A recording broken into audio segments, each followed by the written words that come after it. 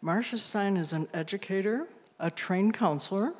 She has instructed more than 1,000 children about emergency preparedness and safety awareness in schools across the Coachella Valley. Stein's experience includes having led and expanded the Rancho Mirage Emergency Preparedness Commission as chair for 7 years, and as well as receiving training from and volunteering with the American Red Cross.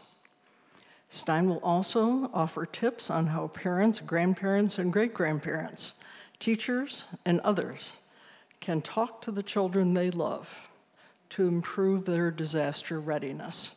Let's welcome Marcia.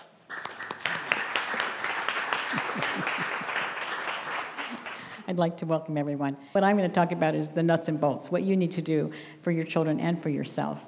It's really important. And I think when I go into the schools, one of the things I notice is the parents don't know anything. And the kids that I've talked to really do go home and talk to their parents and help their parents make some good decisions. And I love that. So we're going to talk about this fabulous book, which at the end you will get a copy. And I'm thrilled to tell you about that. So Rocket's Earthquake Safety Adventure. Very exciting. And I didn't put all the pages up here. So you'll be pleased when you get it yourself to see that there's a bunch of pages that I didn't include. I didn't really have time to do that. So my name is Rocket, and I'm a safety hero. Cute, isn't he?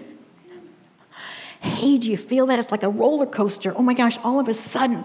And this is what's really crazy is the kind of earthquake we're talking about is much bigger and much greater than the Northridge earthquake. So when we talk about this earthquake that is coming, it could be now, it could be in 20 years from now, but we know that it'll be at the Salton Sea, so we'll be directly affected by it. And it's really important that children and adults know what to do.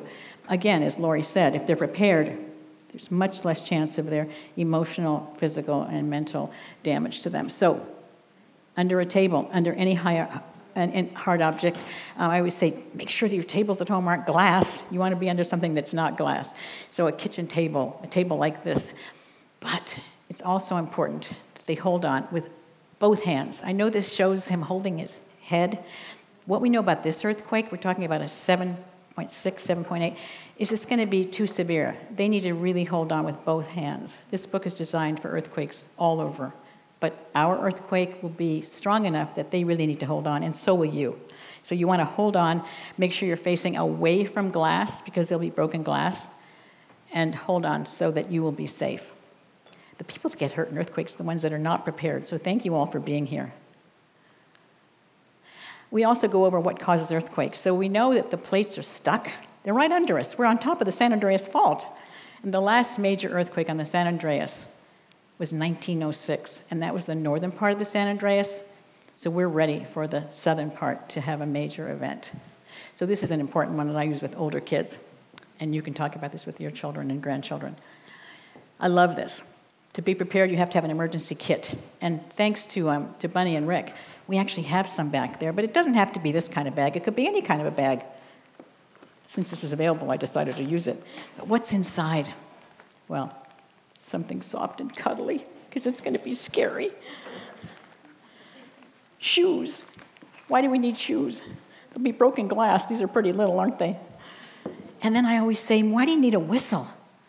And the kids pretty much figure that out. If I'm on a playground and I yell, they can't hear me. There'll be a lot of things happening after this earthquake. Things will be moving around, and so it'll be loud, and if they blow the whistle, you'll find your child wherever he is or she is. So whistles are important, a way to communicate with one another about where you are. This is my favorite. Everyone that knows me knows I have this favorite thing. It's a headlamp, a miner's lamp. Put it on your head, and then you have both hands free. So you need these, and so do your children. If your children have these on their head, they can help brothers and sisters, they can get their pets, they can do whatever they need to do, because this headlamp will be right on their head. I love this. Cute, isn't it? It's my favorite. Now I can do anything with my hands. Some of us are CERT trained. We, my husband and I, are both CERT trained. How many of you in this audience are CERT trained? Community Emergency Response Team, great. I know that Iris is CERT trained, and so is Ted Weil. Well, I keep this next to my bed, and whenever my grandchildren come over, from the time my little guy was 3 years old, he would put this on. He thinks it's the best thing he ever saw, and he knows where it belongs, under my bed. But having this will be also something that he, if he were in my house, could use, and so could you. This is something that I really like. This is next to my bed. Rick has one on his side. It's battery operated. Pretty bright, huh? It's just there. So in times of an earthquake or any disaster where you don't have electricity, having something portable like this is also really important. It's scary when it's dark, but if they have light, if they have a headlamp, they're going to be in good shape. So let's see. On this picture, it shows, do they need some of this stuff? Let's look and see. Well, they don't need a ball, do they? They could use maybe a blanket. I do have a bottle of water in my bag, maybe some granola bars. You could think about the things that you think are really important. I love this. Okay, so there'll be broken glass. The most important thing is that you, as well as your children, don't get out of bed without putting your shoes on. And then something else that you've learned if you're in CERT training, but even if you haven't had CERT training, having a crowbar under your bed, and if you have teenagers, they could use this too. What could they use it for? Well, if they can't get out the door, they can use it to break the glass to get out the back of the house. Or if someone, if they needed to move something or off a brother, sister, whatever, they could do that. Obviously, better trained if you're CERT trained, but even if you're not, having this available is really important. And I recommend all of you, if you haven't done it, get CERT trained. And we're going to be doing that in Rancho Mirage very soon. You can look on our website and find out when our next CERT training is.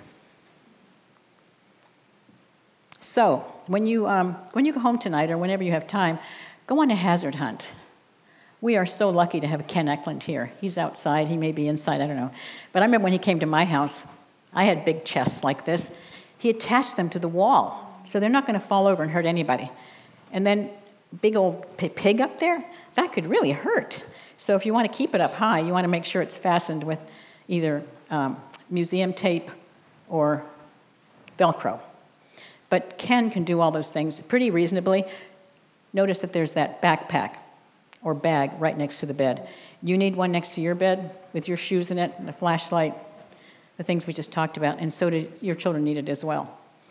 So Ken is one of the things I love about Ken, he came to my house the first time, and I just had my handyman put all my cabinets secured. Ken said, it's great for a 2-year-old, maybe a 4-year-old, but it won't do a thing in an earthquake. So you need a special kind of latch that's going to keep things from falling out. So that's really important. So making sure that your TV is secure. Again, if your bed is next to glass, you can't always move it, but if you can, it would be much better to move the beds away from the broken glass. One of the things I always talk about with the kids is we're so lucky we live in California. We have the best earthquake standards. And the safest place will be if they're in school. Our schools are really safe. So are hospitals. But your homes are safe. And one of the things I talk about with kids, and we have so many Hispanic children in the Coachella Valley, in Mexico, they're told to run outside because those buildings are coming down. They're made of clay and brick, and if they don't get out, they're going to get hurt. We stay inside because our buildings are built so that they're going to be just fine. People in earthquakes here get hurt by what's inside your house, not by the house falling down around you. So you want to make sure that everything in the house is going to be secure enough that it doesn't hurt you or your child. I love this. One of the things when you're outside is learning how to make yourself into a tiny little bug. Now, if I can do this, anyone can do this, right? You want to get down and as small as you can get and cover your neck with your hands. I bet you can do that, right? I can do it, you can do it.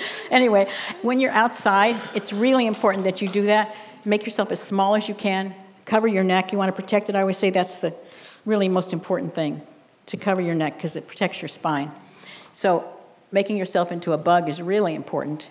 We've already talked about holding on, getting under some heavy objects. And you know, and I'm sure you will think about this, wherever I go, I think, if it happens right now, I wonder where the best place for me to go would be.